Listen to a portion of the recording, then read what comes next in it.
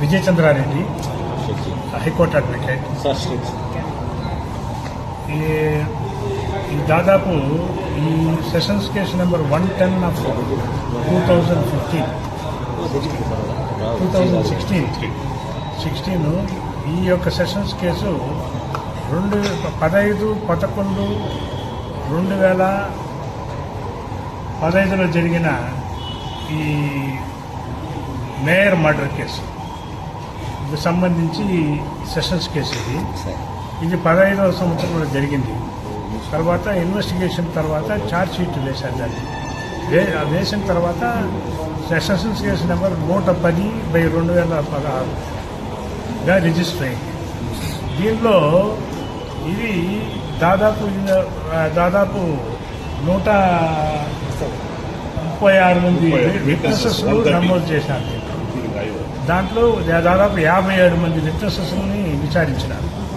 దీంట్లో ఏ కేసులు నమోదు చేశారంటే కుట్ర 120B రెడ్ విత్ 302 అంటే మర్డర్ చేయడానికి కుట్ర పన్నినట్లు. 2 ఆ కుట్ర murder in పర్సువెన్స్ of the conspiracy, ఆ కాన్స్పిరసీని ఆధారంగా చేసుకుని మర్డర్ చేసినట్లు. దీంట్లో వచ్చి మేయర్ అనురాధ గారు, అప్పటి మేయర్, తర్వాత ఆమె భర్త కటారి మోహన్ గారు, తర్వాత ఇంకొక అతను సతీష్ అనే అతను గాయపడ్డాడు. కటారి మోహన్, అనురాధ గారు చనిపోయినారు. ఇది దాదాపు చాలా పెండింగ్ తర్వాత సుప్రీంకోర్టు దీని మీద చర్య తీసుకుని త్వరగా జరపాలెత్తించిన తర్వాత 2002లో ఇది యాక్చువల్గా 2022లో ఇది ట్రయల్ కమెన్స్ అయింది. చాలా ట్రయల్ కమెన్స్ అయిన తర్వాత మొన్న 24వ తేదీ గౌరవనీయులైన జడ్జి గారు 9th ADJ గారు దీంట్లో మొత్తం ముద్దాయిలు వచ్చి 23 మంది. 23 మందిలో ఒకరు ముందుగానే డిశ్చార్జ్ అయిపోయారు, కాసారం రమేష్. తర్వాత ఇంకొకతను శ్రీనివాసాచార్య అతను చనిపోయాడు. మిగతా వాళ్ళల్లో మొత్తం 21 మెంబర్స్ని అక్విట్ చేశారు అన్ని ఛార్జెస్. దీంట్లో ఏమనంటే conspiracy, murder, 302 attempt murder, arms act absconding, next ఇంకోటి ఈ నిందితులకు హార్బరింగ్, ఇన్ని కేసులు నమోదు చేశారు. అన్ని కేసులు కొట్టేసి చిట్ట చివరికి 5 మందికి అంటే శ్రీరామ్ చంద్రశేఖర్ అలియాస్ చింటూ, నెక్స్ట్ వచ్చి Venkatachalapathi from Mulabadal, next A3 Jayaprakash Reddy, A4 Manjunath, A5 వచ్చి వెంకటేష్. వీళ్ళ 5 మందికి కన్విక్షన్ ఇచ్చారు 2024వ తేదీ. తర్వాత దీనిపైన ఎటువంటి సెంటెన్స్ చెప్పాలా, శిక్ష ఏమి విధించాలనే దానికి 2 రోజులుగా మొత్తం జరిగింది, ప్రాసెస్ అంతా జరిగింది. నిన్న ఆర్గ్యుమెంట్స్ విన్నారు. పబ్లిక్ ప్రాసిక్యూటర్ గారు వీళ్ళకి డెత్ పెనాల్టీ వేయాలని చెప్పి ఆర్గ్యూ చేశారు.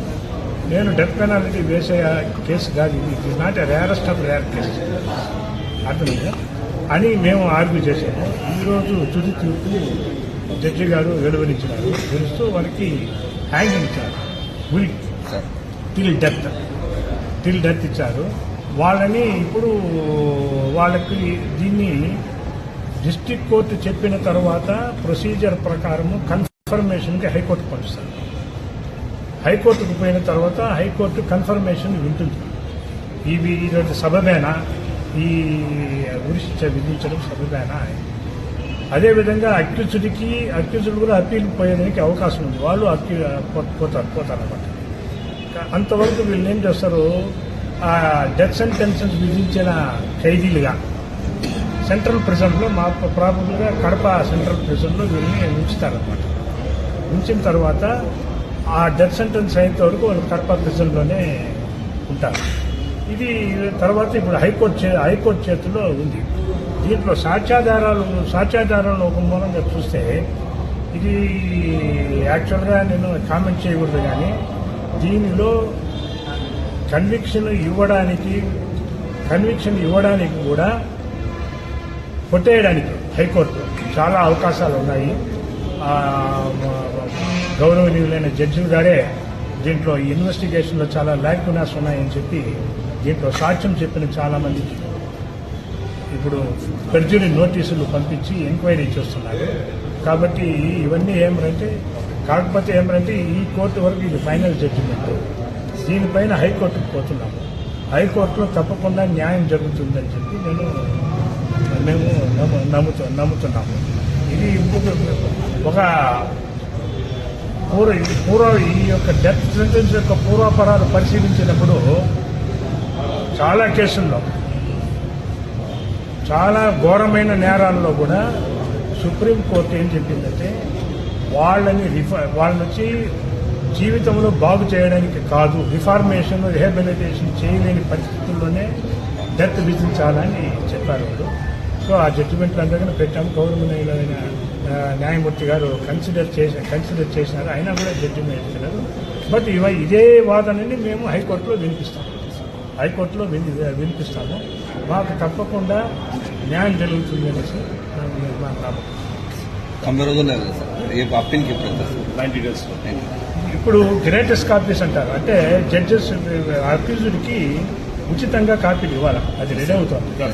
రెడీ అయిన తర్వాత ఇచ్చిన తర్వాత మేము 90 days లోపల అప్పీల్ అవ్వాలి. కానీ మేము త్వరగానే వేస్తాం. కన్ఫర్మేషన్ కూడా అంత లోపల అక్కడ వచ్చేసిన తర్వాత మేము అక్కడ త్వరగా దీనిని పరిష్కారం చేసేదానికి మేము మా సాయశక్తిలో మేము హైకోర్టులో ప్రయత్నిస్తాం.